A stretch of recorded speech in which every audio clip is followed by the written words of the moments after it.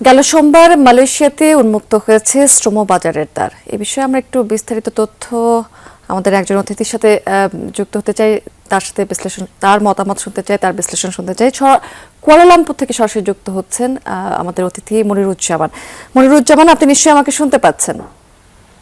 জি জি, শুনতে পাচ্ছি। আচ্ছা, দুইটি বিষয় জানতে চাইব। প্রথম ধাপে ঠিক কোন কোন খাতের কর্মীদের অগ্রাধিকার দেওয়া হচ্ছে একটু জানাবেন, এবং একই সাথে জানাবেন যে ইমিগ্রেশন এবং ভিসা ইস্যু যে প্রক্রিয়াটা রয়েছে সেই প্রক্রিয়া আসলে কি কি ধরনের পরিবর্তন আসছে এবার। আচ্ছা, ধন্যবাদ রাজা স্মৃতি। আমি একটু বলে রাখি, 2024 সালে মালয়েশিয়া বন্ধ হয়ে যাওয়া শ্রম বাজারটি আবারই খুলছে এবার। তো এটা যে খোলার কারণে বাংলাদেশিদের জন্য একটা সুখবর। আর যে যে সেক্টর, কয়েকটা সেক্টর আছে মালয়েশিয়াতে শ্রম বাজারে বাংলাদেশি শ্রমিক আসার জন্য। প্রথমত কনস্ট্রাকশন, এগ্রিকালচার এবং ফ্যাক্টরিতে, এইগুলোতে অগ্রাধিকার থাকবে বাংলাদেশি শ্রমিকদের আসার জন্য। এবং এই যে আমি একটু কথা বলে রাখি যে বর্তমানে যে মালয়েশিয়াতে বেতন কাঠামো আছে, সেই বেতন কাঠামো অনুযায়ী একজন শ্রমিক ন্যূনতম বেতন 1700 রিঙ্গিত, যা বাংলাদেশি টাকার প্রায় 50,000 টাকার মতো বেসিক স্যালারি হবে।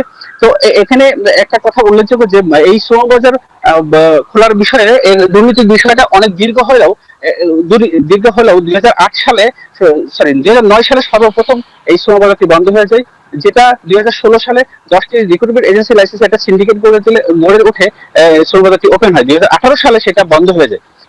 ঠিক একই সিন্ডিকেটের মাধ্যমে আবার 2018 সালে এটা ওপেন হয়, যেটা 2022 সালে এটা 2022 সালে শ্রমবাজারটি ওপেন হয়ে 2023-24 মে মাসে এটা বন্ধ হয়ে যায়। কিন্তু বারবার যে শ্রমিক আসা এবং শ্রমিকের যে সিন্ডিকেটের মানে বেড়া চাইলে যে বারবার বন্ধ হয়ে যাচ্ছে, এতে আসলে একটা নির্দিষ্ট সংখ্যক প্রভাবশালী এজেন্সি এটা লাভবান হচ্ছে, কিন্তু পাশাপাশি বেশি ক্ষতিগ্রস্ত হচ্ছে যেসব প্রবাসী, যেসব শ্রমিক আসতে চাচ্ছে তারাই আসলে বেশি ক্ষতিগ্রস্ত হচ্ছে, বুঝছে।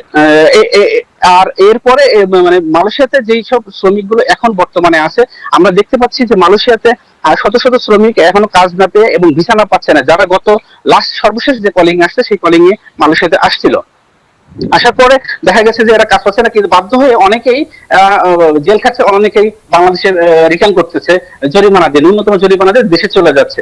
তো এবার মালয়েশিয়ার অবস্থানরত যেসব প্রবাসীরা আছে তারা আসলে আশা করতেছে আবার যদি শ্রমবাজার ওপেন হয়, তো এবার যেন বাংলাদেশ সরকারের কাছে তাদের রিকোয়েস্ট থাকবে, সেটা হলো যে একটা জবাব দিয়ে থাকে এবং স্বচ্ছতার মাধ্যমে যেন শ্রমবাজারটি ওপেন হয়, এবং বারবার যেন এই শ্রমবাজার বিভিন্ন অনিয়ম দুর্নীতির কারণে যেন বারবার বন্ধ না হয়ে যায়। মনির, আরেকটি বিষয় যে এই যে রিক্রুটিং এজেন্সির ভূমিকা নিয়ে কিন্তু সবসময় এক ধরনের প্রশ্ন থেকে যায়। আসলে এই স্বচ্ছতা নিশ্চিত করতে, এই এজেন্সিগুলো স্বচ্ছতা নিশ্চিত করতে আসলে কি কি উদ্যোগ এবার থাকছে?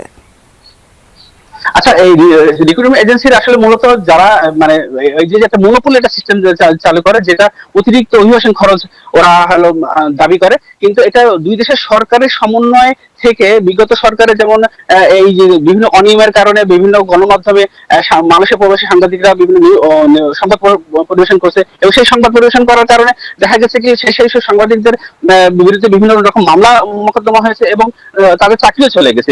কিন্তু সেই সব প্রভাবশালী সেই সব রিক্রুটমেন্ট এজেন্সির বিরুদ্ধে কিন্তু বিগত সরকারের কোনো দৃশ্যমান কোনো পদক্ষেপ নিতে দেখা যায় নাই, যার কারণে এবার যদি চালু হয় তাহলে রিক্রুটমেন্ট এজেন্সি গুলো যেন শক্ত হাতে বাংলাদেশ সরকার যেন ব্যবস্থা গ্রহণ করে। যেমন সর্বপ্রথম যেন অভিবাসন যে খরচ, একটা শ্রমিক যে বাংলাদেশে আসবে সেই অভিবাসন খরচ যেন ন্যূনতম মানে তাদের নাখাদের মানে থাকে, এটার ব্যাপারে জোর দাবি জানিয়েছে প্রবাসীরা।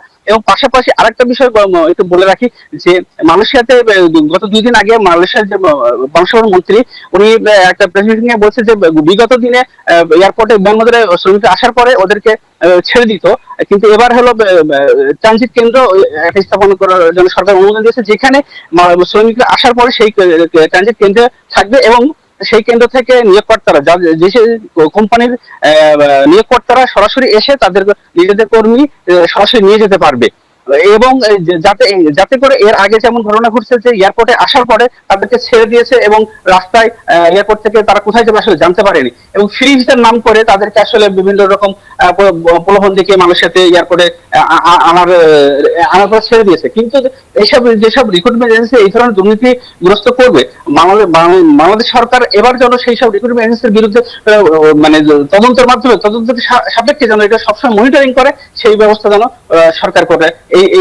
এটা হলো মালয়েশিয়া প্রবাসী যারা আছে এই সংশ্লিষ্ট তাদের এই দাবি। শ্রমবাজারকে নিয়ন্ত্রণ করে বা কাজ করে, তারা এটা জোর দাবি জানিয়েছে। হ্যাঁ বন্ধুরা, অবশেষে খুলতে চলেছে মালয়েশিয়ার কলিং ভিসার বাজার। এটা আমাদের জন্য বড় সৌভাগ্য। 2026 সালে আমরা পুনরায় আবার কিন্তু মালয়েশিয়ার কলিং ভিসাতে বাংলাদেশ থেকে যেতে পারছি।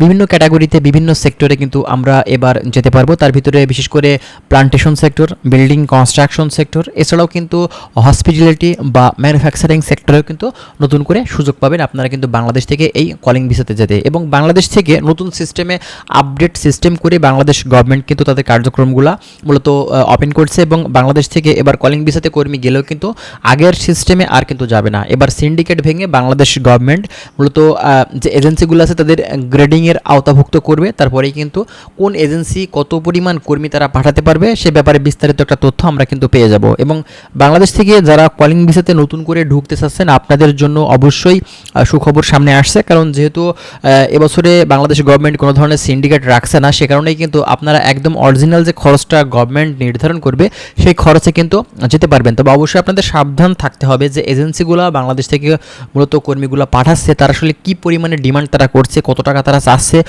এবং বাংলাদেশ গভর্নমেন্ট মূলত কত টাকা তারা নির্ধারণ করছে সেটাও কিন্তু দেখতে হবে। এবং আপনারা যদি বুয়েসেলের মাধ্যম দিয়ে যান সেক্ষেত্রে কিন্তু একেবারেই কম খরচে আপনারা যেতে পারবেন, এবং যদি প্রাইভেট বা রিক্রুটিং এজেন্সির মাধ্যম দিয়ে যাওয়ার চেষ্টা করেন সেক্ষেত্রে দেখা যাচ্ছে যে কিছু পরিমাণ খরচ তারা কিন্তু অবশ্যই বেশি নেবে। এখন শুধুমাত্র দেখার বিষয় যে বাংলাদেশ গভর্নমেন্ট মূলত আসলে কবে কখন কি করছে, কোন আপডেট দিচ্ছে, সেগুলো অবশ্যই আপনাদের একটু মাথায় রাখতে হবে এবং আপনাদের অবশ্যই এই বিষয়ে একটু খেয়াল রাখা উচিত।